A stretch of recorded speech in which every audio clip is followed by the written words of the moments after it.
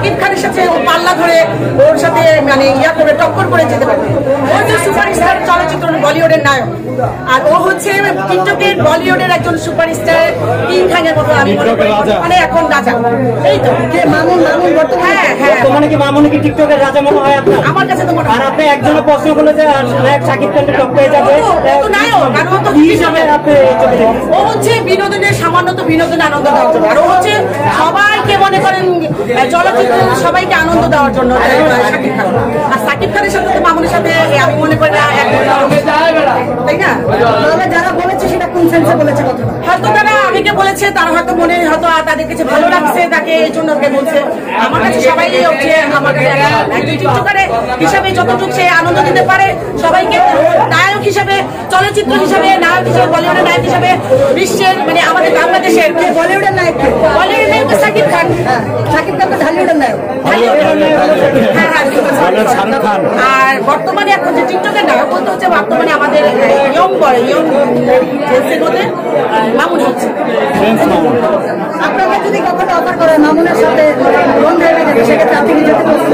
আমি তো তার বোন হিসেবে যাবো, অন্য বোন হিসেবে আমার ভাই, আমি একটা বড় বোন হিসেবে তার সাথে অন্য কোনো ইয়ে হিসেবে। এই যে সোশ্যাল মিডিয়ায় মামুন বিভিন্ন কাহিনী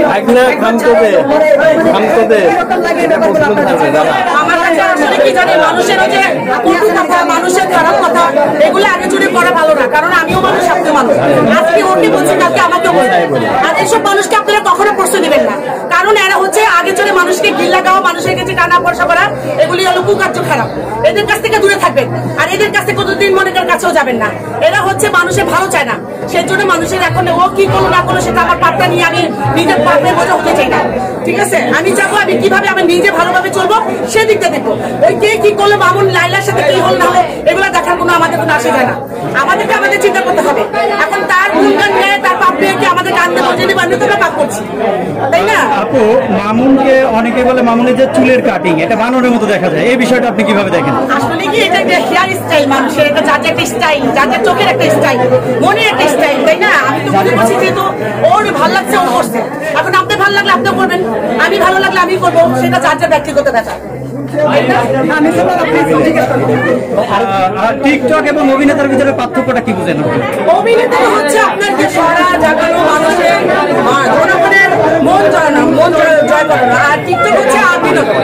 টিকটক হচ্ছে ক্ষণিকের একটা আনন্দ, বন্ধ করলাম না করলে তাই সেটা নিজের মনে আনন্দ, সেটা আমাকে কেউ জোর করে করাবে না। আমি যদি ভালো লাগে আমি করবো, না ভালো লাগে করবো না, যার যেটা মনের একটা জোর, এর একটা অবদান। কিন্তু আর চলচ্চিত্র নায়ক আছে, আপনি যদি আপনি ওই নায়কটাকে পছন্দ করেন তাহলে আপনি ওই নায়ককে আপনার কাছে আবার একটা নতুন মুখ নিয়ে আসবে, তার নতুন একটা ছবি নিয়ে আপনার কাছে আবার নতুন করে আপনাকে দেখাবে। এটাই হচ্ছে মানে শাকিব খান, যিনি কিনা ওয়ার্ল্ড ওয়াইড সফল, ওয়ার্ল্ড ওয়াইড তার সুনাম কুড়াচ্ছে, এবং সেই জায়গাতে তাকে তার সঙ্গে আসলে কম্পেয়ার করলেন মামুনকে, মানে এই ব্যাপারটা একটু আপনার কাছে জানতে বলছি। আর হচ্ছে যে আপনার চলচ্চিত্রের জনগণের একটা ভালো একটা মনে করেন বর্তমানে এখন নায়ক, আমি তো আর কোনো নায়ক দেখছি না, ওকে ছাড়া আমি আর কাউকে পছন্দ করি না। সাকিব এক নম্বরই থাকবে, যদিও সে এখন বর্তমান আছে। আমি সাকিবের প্রশংসা অবশ্যই করবো, সে একজন নায়ক হিসাবে, চলচ্চিত্র নায়ক হিসাবে। আমাদের চলচ্চিত্র ধরে আসছে এখনো সাকিব, অনেক চলচ্চিত্র চলে গেল, রিয়াজ চলে গেল, সাকিব চলে গেল, আবার দেখা গেছে সালমানও নেই, তার মতো অনেকেও নায়ক নেই। এখন বর্তমান সাকিবের টপ আছে।